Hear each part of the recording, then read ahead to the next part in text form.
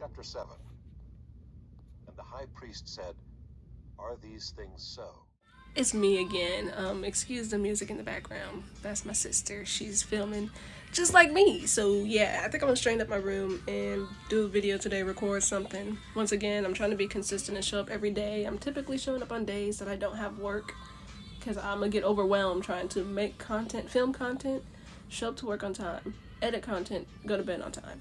That's just not my life right now, okay? I need to do one thing at a time. So on my days off, I'm trying to film and trying to be more productive because I don't like just sitting around doing nothing. It makes me feel like a broke bum. I don't like feeling like a broke bum. So I gotta figure out how to do something. Anyways, I'm about to get in today's video. If y'all can see, my face is bare. My skin is breaking out though, and that's bothering me. But I want to cut back on wearing makeup because I be feeling like when I have my bare face on, I be feeling like rough. Like I look sick or tired, so I'm trying not to do too much makeup, you know what I'm saying? Because I gotta detox. I gotta fall in love with my regular face again. Not saying I'm ugly, but, you know. I'm rambling. But let's get into it, shall we? But first, coffee. I was thinking about getting cute today. But sometimes I don't feel like doing all of that. It takes too much time, so I'm not gonna get cute today. This is the look of a halter top and some sweatpants with my house slippers because I'm not going anywhere. But yeah, barely even did my hair for real. I need to take these braids out. I want to try crochet because it's some cute crochets that I've been seeing. I've been watching YouTube videos on that or whatever. And I'm like, oh my gosh, I want to do that next. But I'm trying to keep my hair covered because I know the moment I see my hair, I'm cutting it off. I've been addicted to cutting my hair and keeping it short since I did my big shop back in 2019. So yeah, right now my hair is growing. This is the longest it's been in a cool minute. So I'm trying to keep it growing out to at least my sister's length. But she had a very decent fro. But yeah, let me get coffee. I'm debating if I want to put mascara on or not. Because I did say it was my goal to be as close to natural. But I don't even like mascara like that. Okay. Anyways, it was my idea initially to talk about my like history with relationships, with romantic relationships, but that's gonna be a whole like another story time for a whole nother day because yeah. But for the longest I was like, no, me knowing me, I know that I'm not really a relationship person naturally. You know what I'm saying? It's not that I hate people. I don't hate people. I just thrive being by myself, to myself. I'm selfish with my time. You get what I'm saying? I don't want to share my time with nobody else. So, you know, when you're in a relationship, it's a lot of that. You need to give your time, you know? And I think like relationship demands sacrifices I'm just not yet ready to make or willing to make. Neither do I have the desire right now to make those big sacrifices.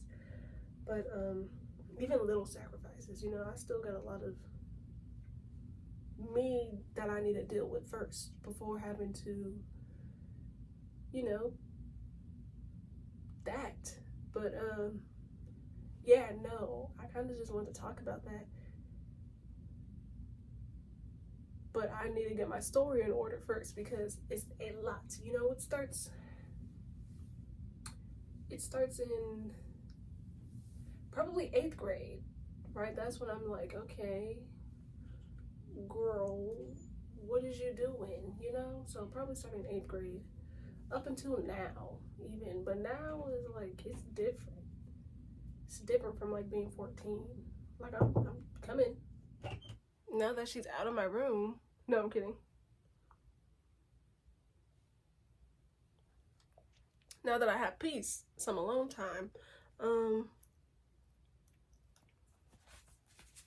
y'all, I was reading the Bible. I'm like, let me read a book in here that, like, you know, I haven't touched at all. Talking about 0 notes in that junk. And just a disclaimer, I'm queen at jacking up names, so please excuse me, okay? Y'all get what I mean. But Amos, the book of Amos, The book of Amos.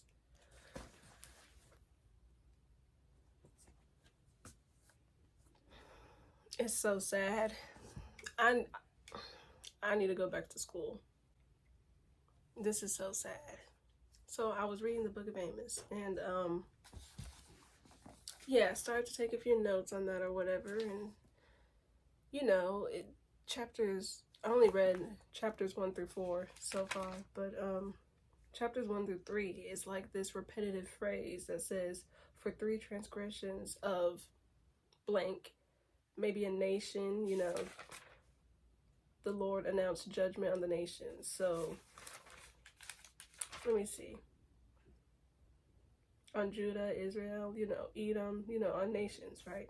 But it's this repeated saying, for 3 transgressions and for 4, I will not turn away its punishment, but I will send fire. Most times in the Bible, like just my personal observation and from my current knowledge and understanding of the text and the word, most times when I speak or share anything, it is from what I currently know. Okay, so I'm learning to trust God. So if I'm wrong, I trust him to correct me, because I'm not going to always be right. And, I am praying to be humble enough to, repent for being wrong. But as of what I know right now, most times, like, an expression of God's judgment is typically expressed with fire. Sometimes, pestilence or sword. It's like these languages and these words. It was like that was God's judgment. And that's the word that would convey that message, I guess. But yeah, you see in chapters 1 through 3, and I have notes on my whiteboard as well, but in chapters 1 through 3, you can see how God is just sending out judgment. He's sending his word, right? Judgment, boom, boom, boom, for their transgressions. And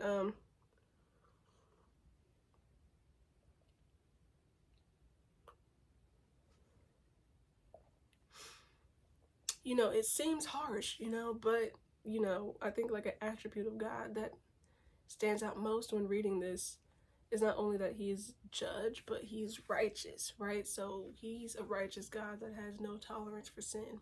But at the same time, he is merciful. You get what I'm saying? So he's not out here just boop, boop, boop, boop, boop, boop, boop, boop, boop, boop, boop, every wicked thing. You get what I'm saying? But he won't establish his righteousness or his kingdom upon something that is wicked.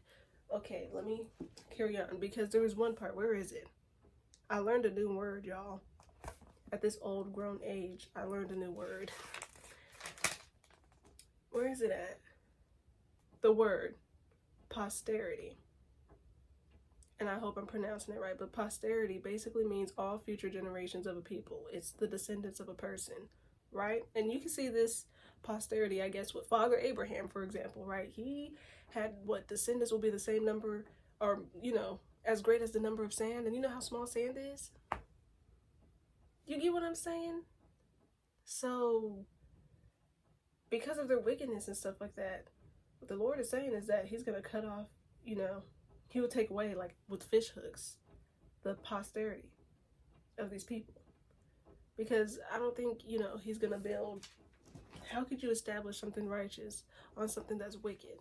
You get what I'm saying? So he puts an end to all wickedness, to all evil, all of that. But in chapter 4, I feel as though the Lord's tone kind of shifted, and you can see more of like this holy frustration. So it went from announcing judgment to this holy frustration or aggravation with his people, right? Because the Israelites, or the children of Israel, they're not listening to his correction. They're not listening to his correction. And, he's done X, Y, Z, and you can really see his intentionality of doing these things. Not just to afflict his people, it's not for the sole sake of affliction, but that they would turn to him. And as he said in chapter 4, over and over, or as it's written in chapter 4, over and over and over again, which so far this book is heavy on repetition for some reason, yet you have not returned to me. So Israel did not accept God's correction. And yeah, he's like, I did this for you, I done that, did all these things, yet you haven't returned to me. It says that 5 times here, yet you haven't returned to me. So how stiff-necked are they? That, oh my goodness, he's done this over and over and over again, and yet you still refuse? And, you know, just another observation, but, you know, I believe that when God corrects us, or no, correction is a form of love. You can see his love all in his word. He just loves his people. That's why he's correcting them, yet they still refuse. And he's still like, you know, at this point, I would have been like, I can't do it no more. Receiving God's correction prevents our corruption. I believe that God corrects us so that we don't become corrupt, or so that we don't receive, you know, so that we're not corrupted. But they refused. And for them to refuse God's correction is for them to be in their errors, for them to still sit in and remain in their sin and their transgression. Because he wants the best for us, ultimately. You get what I'm saying? So it's like, you're not receiving that. You want the worst for yourself, obviously. Obviously.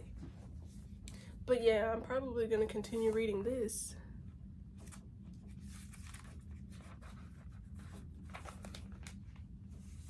I might finish that today, but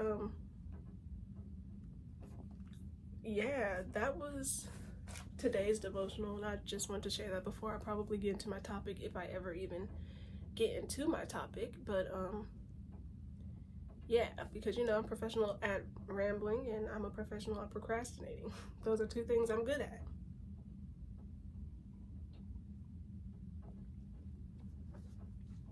But I'm starting to think that I want to switch the topic that I want to talk about. But yeah, you know, it's my hope that we are not stiff-necked like that, to the point where it's like he's sending correction back to back to back again, and you just refuse. You want to go to hell at that point. Just say it plain, you know? If you want to go to hell, just say that. But yeah.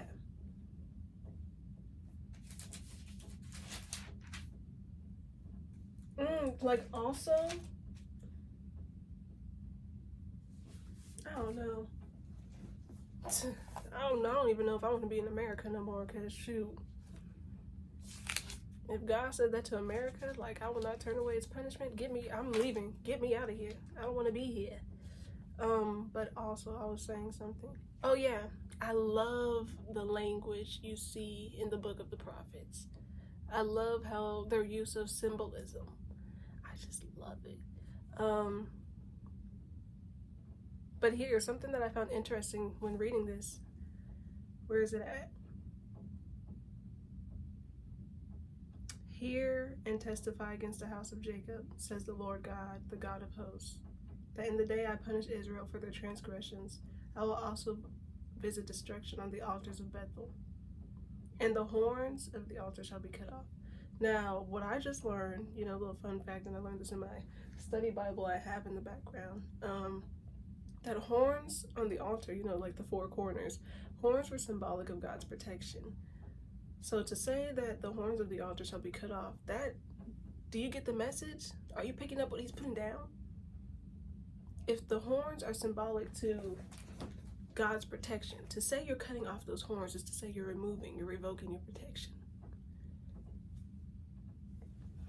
Couldn't be me, y'all. Couldn't be me.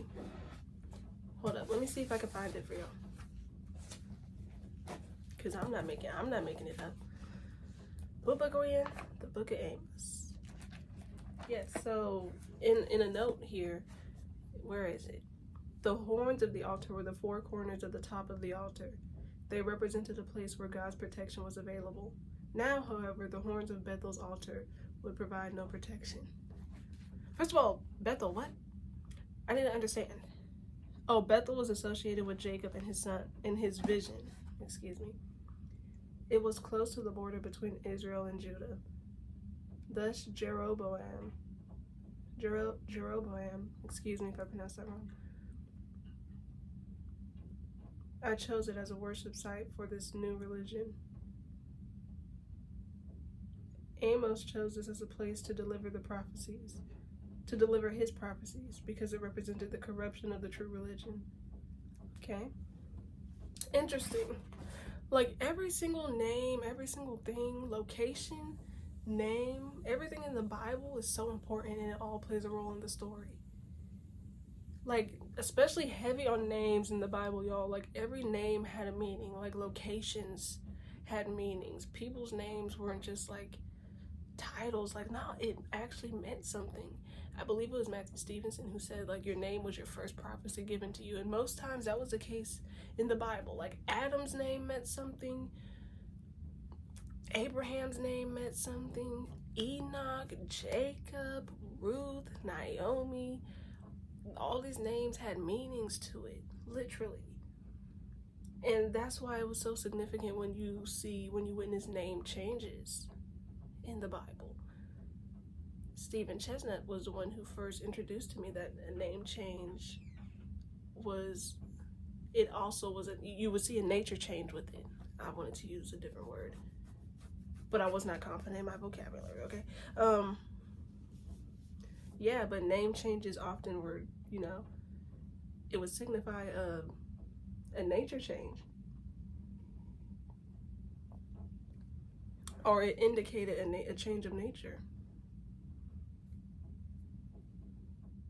But yeah, that's all for my devotional that I wanted to share. I just thought that was interesting, and why not share it? But do I even want to talk about what I want to talk about? Because initially I said earlier that I wanted to talk about my history with relationships. I wanted to initially come here and talk about romantic relationships, and my history, my experience with that stuff. I would say I have my fair share of mistakes. Yeah. I did some things done to me that were pretty darn bad. But, I made dumb decisions, But that might be another video, because I'm kind of content with how this video turned out. Got a text message. I really need to start putting my phone on Do Not Disturb when filming.